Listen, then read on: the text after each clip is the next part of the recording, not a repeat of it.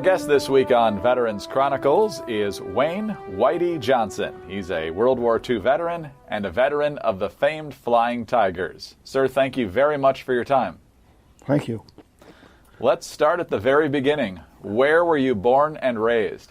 I was born on a farm in western Minnesota, just about 20 miles east of the city of Ortonville, which is right on the border of Minnesota and North and South Dakota. When did you join the service?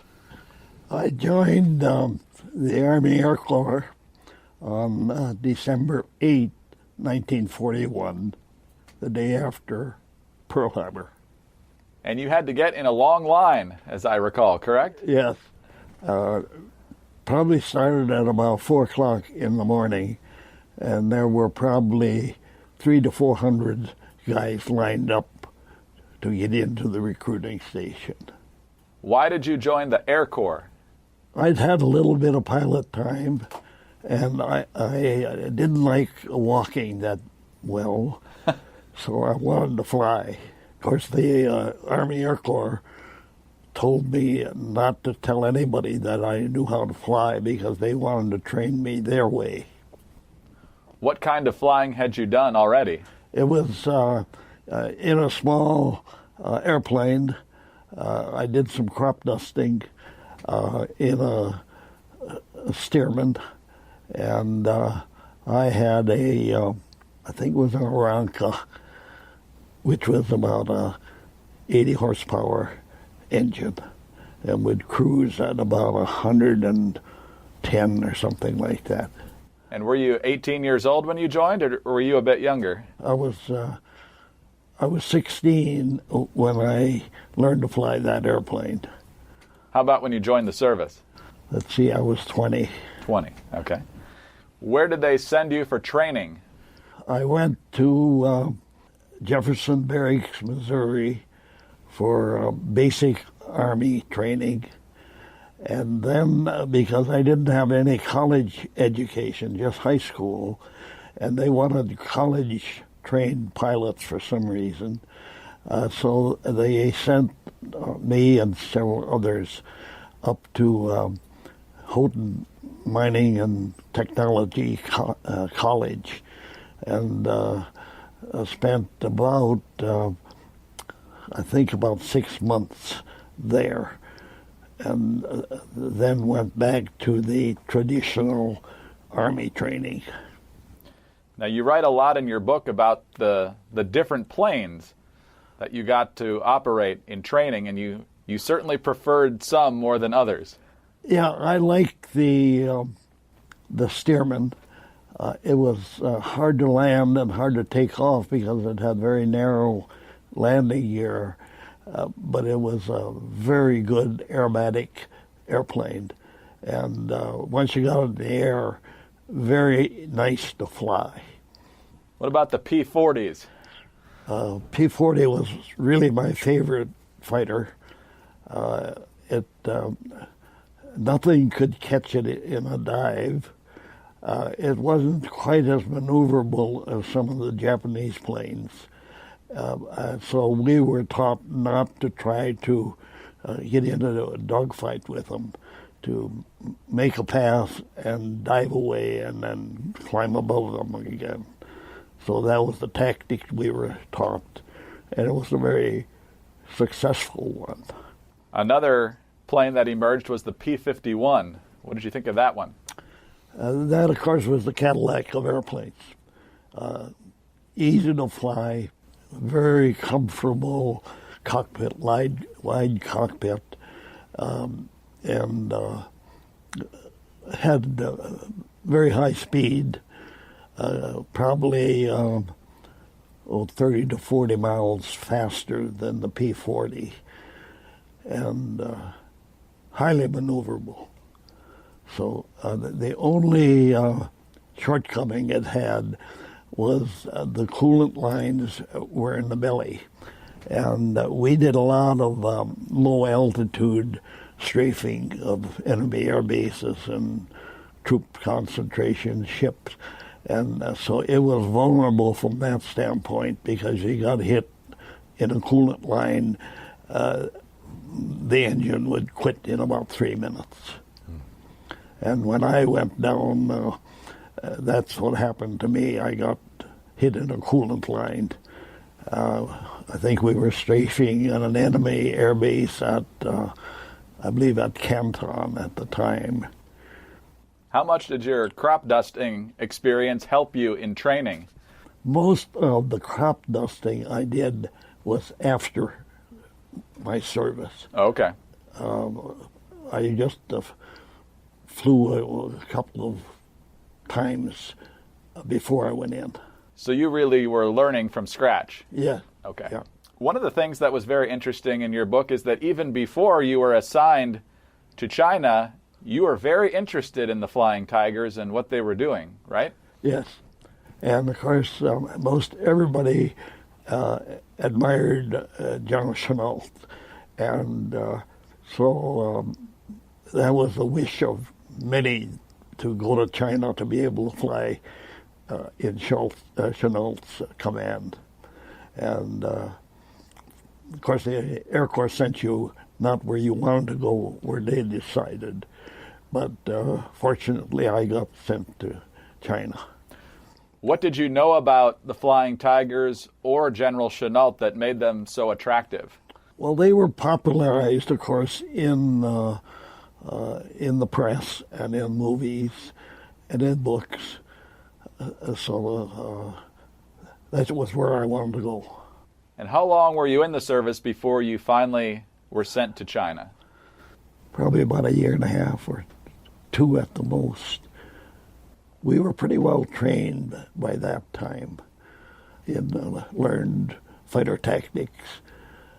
So to go to China, be under Chennault's command was what I hoped would happen, and fortunately it did. So what happened when you got there? I was there, went through India, and there was a training field near Karachi in India, and probably spent several weeks at that training field where combat experienced pilots from China came down and taught us combat tactics. And then I went to, after that training, then went to Kunming, which was the headquarters of the 14th Air Force Flying Tigers. And then the next day, I was sent out into a rather remote base in southeastern China, which was located about halfway between Hong Kong and Shanghai. And that was where we staged out of. The Japanese didn't think we had enough range that we could, from our base, get to either Hong Kong or Shanghai. But we had another little base about halfway between that base and Shanghai, where there were supplies of gas. And so we could stage out of there, refuel, and get to Shanghai quite easily. And that was your first major mission? Yeah. The Shanghai Raids. What was the objective?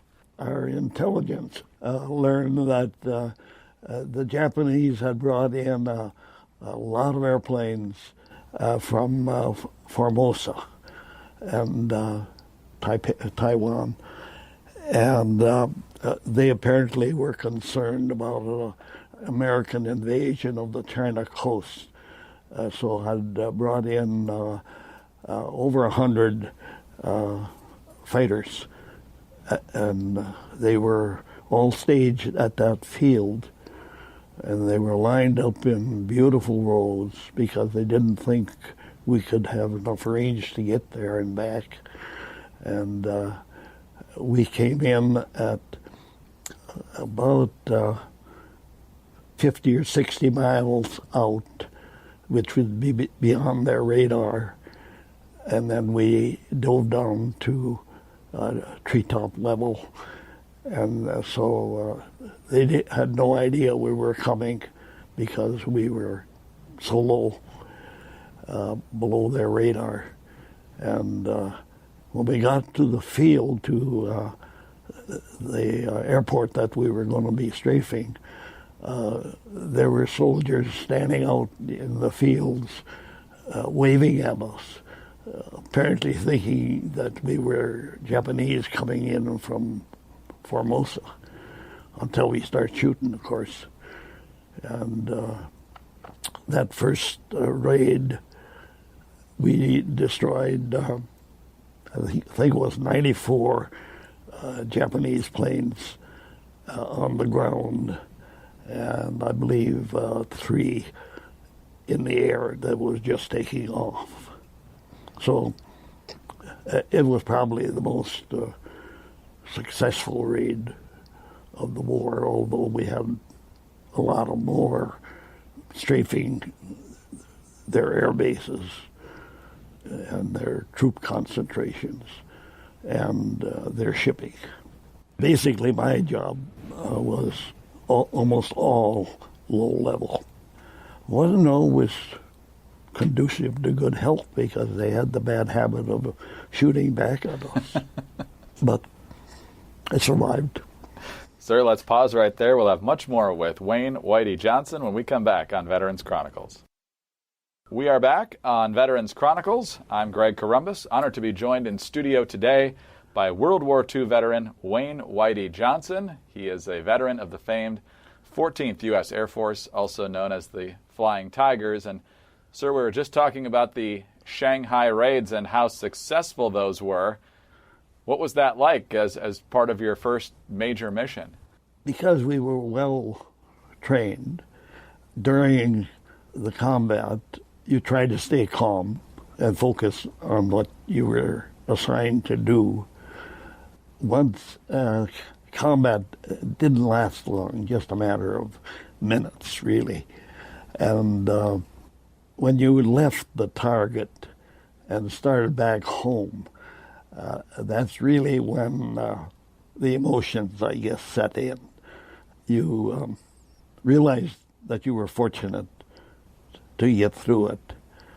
A lot of guys would throw up and so forth once you had the letdown. And the rule was that if you dirtied up your plane in any way, you had to clean it up yourself. Now, you mentioned the great success of taking out 94 planes on the ground and 3 that were taking off. So were the Japanese able to launch much of an air resistance? They did. They brought in more airplanes, and they did for a while. We really found out that the pilots that they brought in then were not very well trained, and so if you got their leader, they didn't seem to know what to do. They just sort of mill around and were quite easy to knock down. Did you have a lot of experience in the dogfighting? Was that a big part of the training? In the training, it was, yes. Actually, as I said, almost all of my missions were low level. Mm-hmm. I only got in to real aerial combat just a couple of times. When that happens, are you trained to respond and attack and defend in specific ways, or do pilots develop their own styles? Oh no, we were trained by highly experienced combat pilots, and in my case, because I went to India and then on to China, All of the training that I got from experienced combat pilots were guys that had flown combat in China and knew very well the Jap tactics. You mentioned how often you were flying low-level missions. You also write about how, because you were at such a low level, there could be smoke coming up and other things that could be confusing or obscuring. Did you run into that a lot? Yes. Obviously, when you started fires on their planes and in their hangars and other installations, there'd be a lot of fire, a lot of smoke. So normally we were taught to just make one pass and then get out of there. But if we didn't get very much opposition, sometimes our flight leaders would make maybe one or two more passes. Once they recover enough to start shooting at us, then we'd leave. You also write about the fact that you often had a lot of time between missions. It seemed like you were itching to get back in the air. There were stretches where you didn't have missions. How frequent was that? Quite often. It'd be seldom that you'd fly more than 2 or 3 missions in one right after the other. And then we might sit for weeks and do nothing. Sometimes because we ran out of gas and ammo and waited for the cargo planes to bring in gas and ammo and bombs. On the P-51, we could carry 2 500-pound bombs. So if we had a short mission, then we could carry bombs. Otherwise, we had 2 165-gallon tanks under each wing that we could fly longer missions up to about 4.5 hours. Your seat got pretty tired after that time. Sir, let's pause again for a short break. We'll be right back with Whitey Johnson on Veterans Chronicles. We're back on Veterans Chronicles. I'm Greg Corombus, honored to be joined today by Wayne Whitey Johnson. He's a World War II veteran and a veteran of the 14th U.S. Air Force, known as the Flying Tigers. And, sir, one of the things that's unique about your story is that you decided to write it all down as it was happening. You kept a diary of your time in China. How did you decide to do that? A lot of the guys kept diaries. We were instructed not to do it so, but our commander said, hey, go ahead and just don't carry it with you.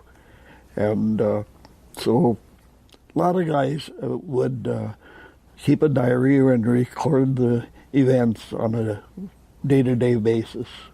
Unfortunately, a lot of pages from my diary got lost. I had sent it home, and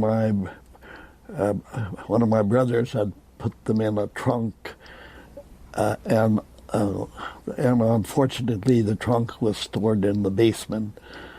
So some of the pages got wet and soggy, were not readable.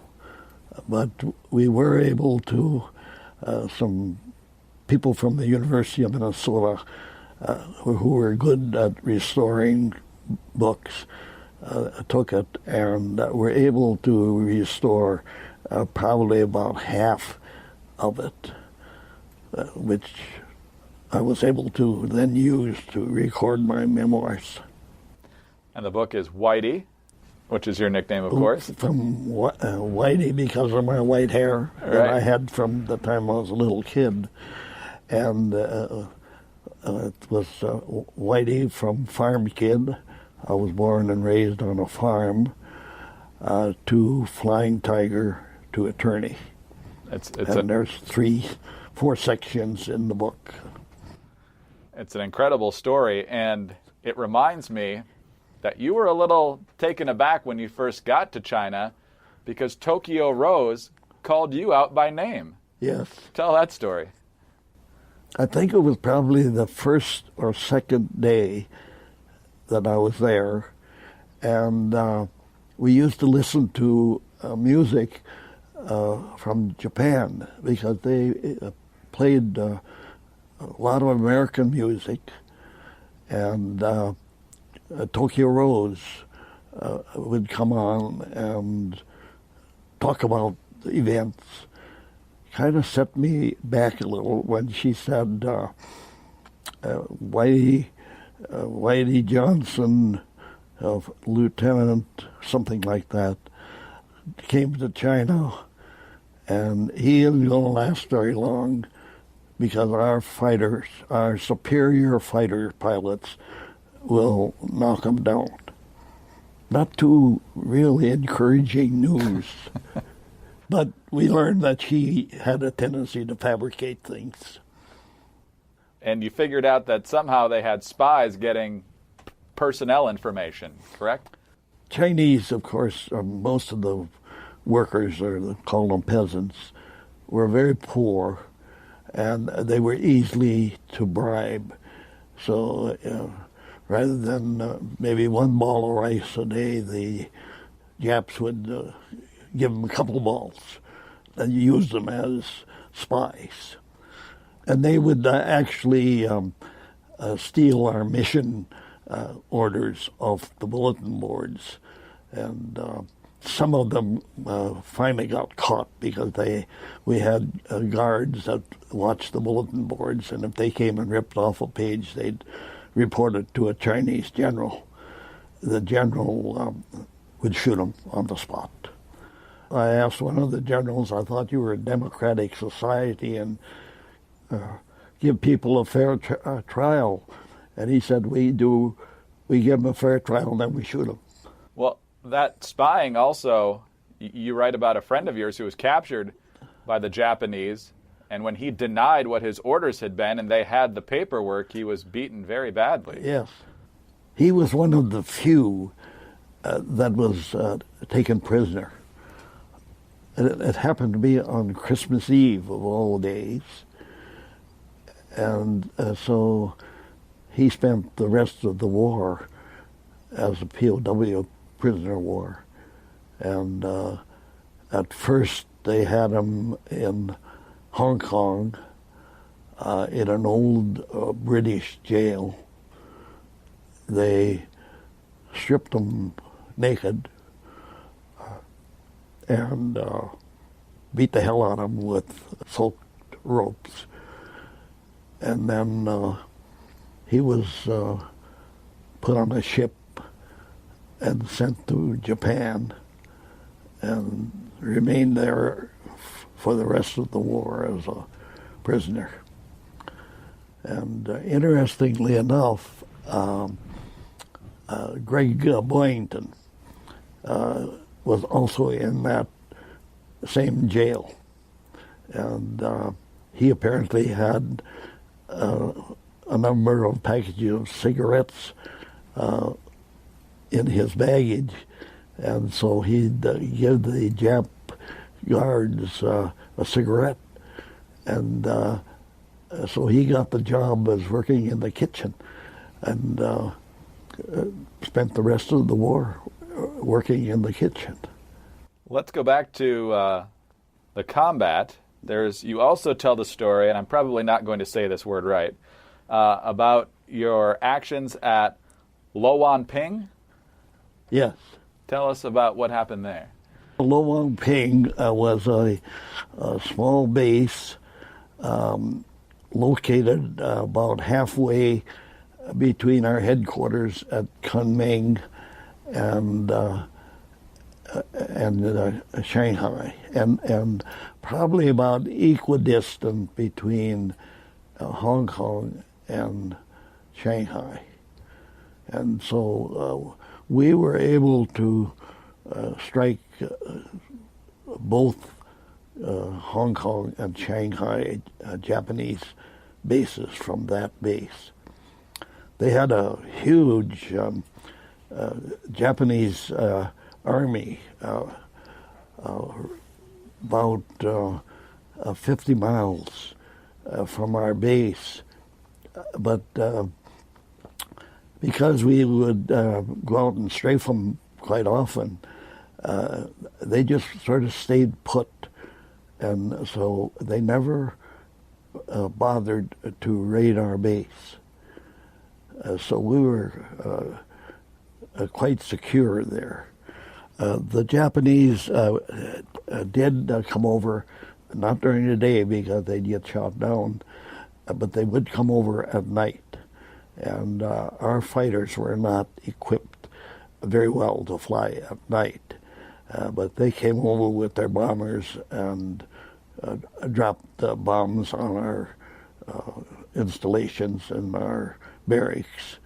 And we would get warnings from Chinese spies that were at those Japanese bases, and they let us know when the bombers had taken off so that we could get to the trenches, the slit trenches, which were narrow trenches, probably about 2 feet wide, so a man just could fit in them, and they were about 4 or 5 feet deep.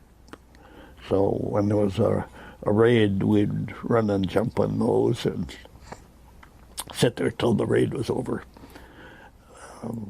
Fortunately, they weren't accurate enough to hit our trenches. You mentioned earlier on about being in a P-51 that went down. What do you want to share about that? As I said, the coolant lines for the coolant used in the radiator were in the belly. And so at low level, a 51 was very vulnerable to ground fire. And since we did a lot of low-level strafing, I got hit in the coolant line. And, of course, I could tell that first. I could hear the shots hitting my wings, and then immediately the temperature started to go up. And so I knew I had been hit in the coolant, so I had enough speed, probably going about 400 or 450. So I could have climbed up to 8,000 or 10,000 feet quite safely, and then bail out. But the Japs were shooting guys in parachutes. So if we got hit, we felt it was safer to belly the plane in, get it in on wheels up, than it was to try to climb and bail out. And Chinese natives, peasants we call them, were very good about rescuing us. If they could get a 5-minute head start on the Japanese troops, they would save us. So you had good interaction with the Chinese people overall? Yes, yep. It was quite a change in diet because we didn't have any American food. Sometime later we got the sea rations, but at first we were fed in by Chinese mess halls, and so we just learned to eat the Chinese food.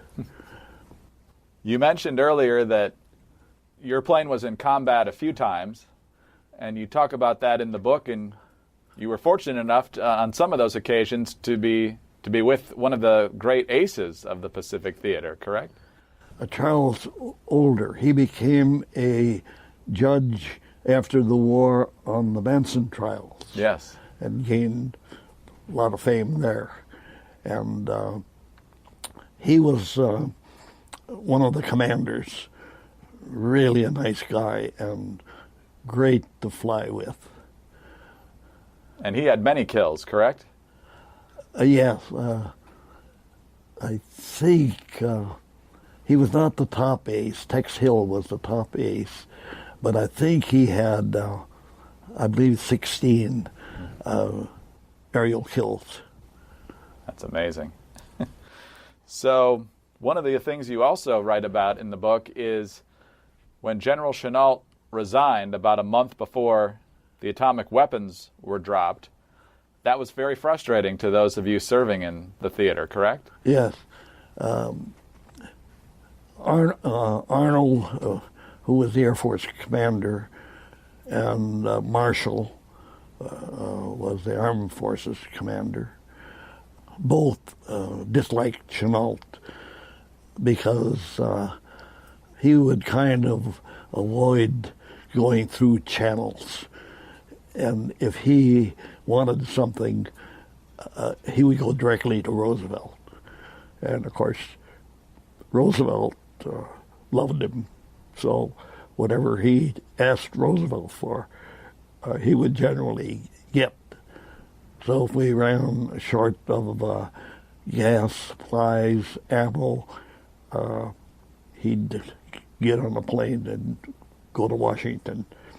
And a few days later, supply ships would come in.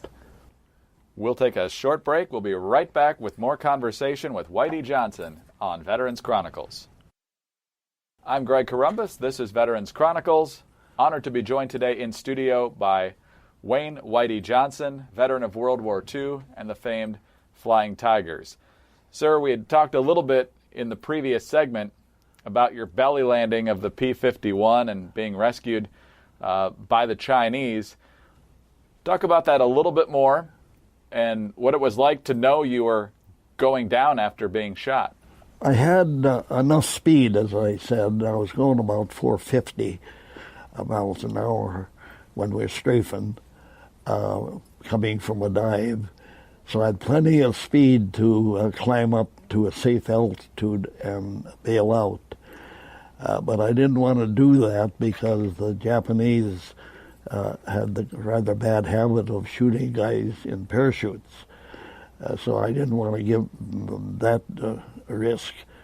And so I saw what I thought was a nice straight road that I could safely belly land on at least.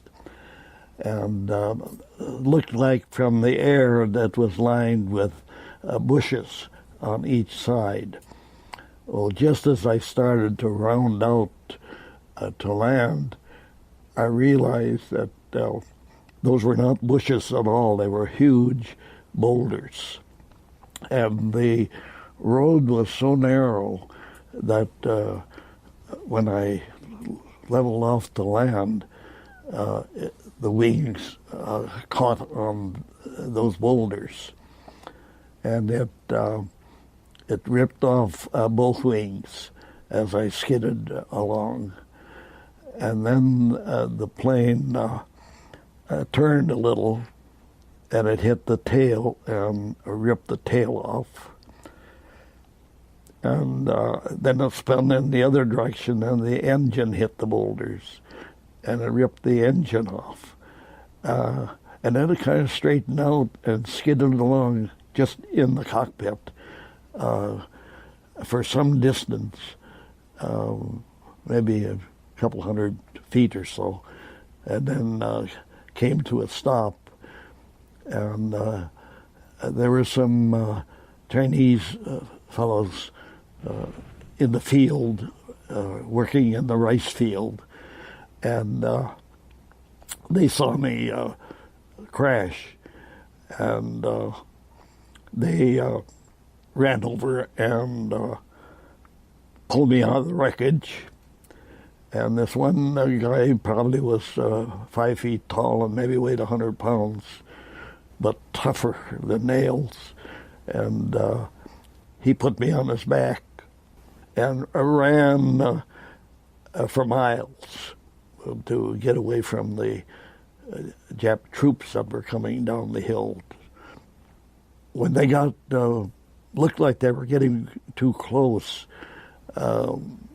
they put me in this pond nearby, and it had bamboo shoots, and those were hollow, probably 1.5 inches or 2 inch in diameter and hollow.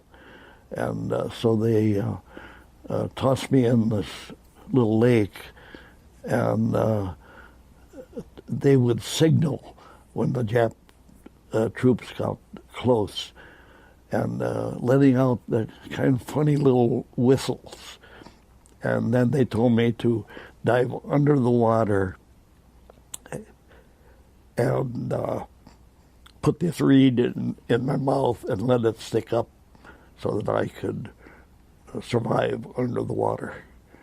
And I laid there and one time I saw this Jap boot. He stepped into the water, and the water was deep enough so it went over the top of his boot, so he backed up, but his boot was probably within 2 feet of me. If he'd stepped one more step, he'd stepped on me, but fortunately he didn't want to get his boot wet, I guess, so he backed out. And I stayed there till dark, and then they came and fetched me out, and we traveled all night, mostly during the night. At the day, they'd hide me away somewhere. It took, I think, about 3 days to get back to safe territory. So it was a kind of an exciting experience, but I survived. What were you thinking through all this? To get back safely. Were you worried at any point? Oh, yeah, scared as hell. Talk about the end of the war. Did you know that the end was in sight before we actually dropped the bombs? Yes, we were staging in very far eastern China to join the attack on Japan. We had enough range in a 51 that we could fly from the coast above Shanghai to Okinawa, and which I think was about a 4 or 5 hour flight, and that was just as long as we could stay in the air. We heard that our country had some very high-powered explosives of some type. We didn't know what they were, of course, but some of the guys had learned that they were very high on testing very high explosives.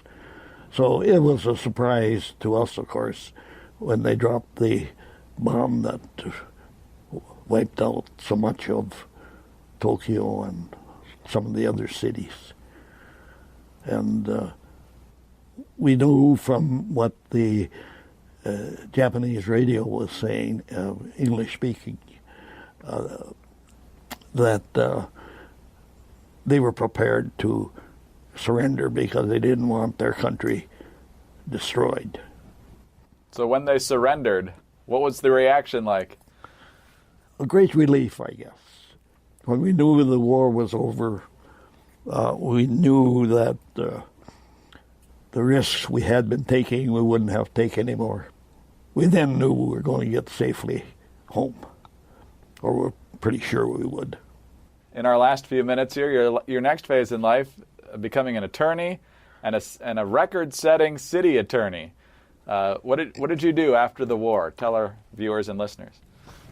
I got out of the service in November of 1946, and I signed up for college at Fargo, North Dakota, to start on the 1st of January or 2nd of January.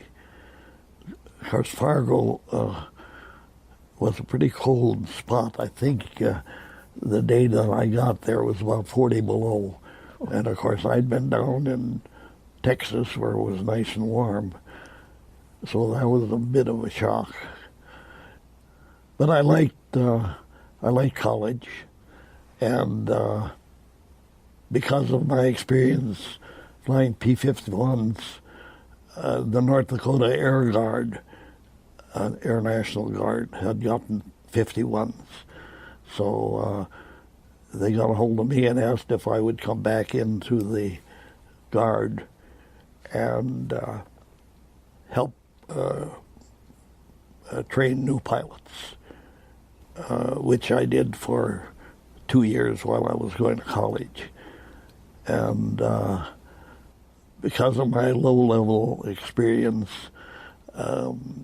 they found out about that, and so I was offered a job doing crop dusting. So I did crop dusting for a while I was in college. And that was, I liked it. It was fun. You could fly low, come over a field, you'd have to go under the telephone and power lines, and then climb back up and take another pass. Very interesting. Definitely. How did you get into the law?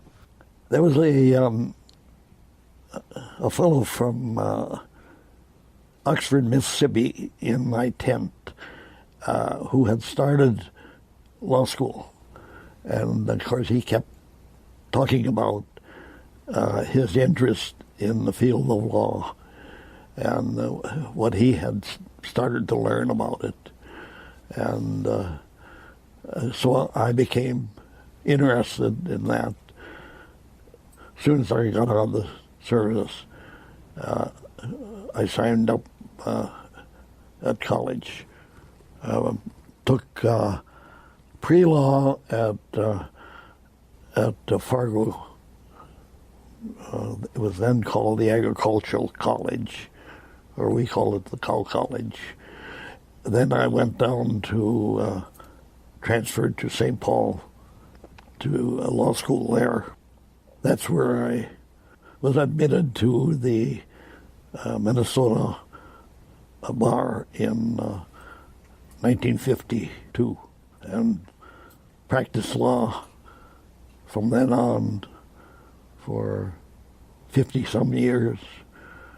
And I had helped legally organize 2 communities and became their city attorney. And held that job in each of those small towns, really, for over 50 years. That set a record of the longest serving city attorney, not only in Minnesota, but in the United States. The only thing wrong with it was they didn't pay me any longevity pay for it. What were the names of the towns? Silver Bay, Minnesota, and Beaver Bay, Minnesota. Beaver Bay was just a small town of 100 or a couple hundred population, and Silver Bay, which was a new town built by the mining company who had set up a mining process plant there, and they contacted me to organize Silver Bay into a legal city. And so, of course, they appointed me as their city attorney, and I served that city also for over 50 years. Last question, Mr. Johnson. Back to your time in the service. What are you most proud of? I guess that I survived. And the fact is that I did fly a lot of interesting missions. And I met people that became lifelong friends. It's quite a legacy. Thank you so much for sharing it with us, and thank you very much for your service. Thank you. Wayne Whitey Johnson, World War II veteran and a veteran of the 14th U.S. Air Force, the famed Flying Tigers. I'm Greg Corombos reporting for Veterans Chronicles.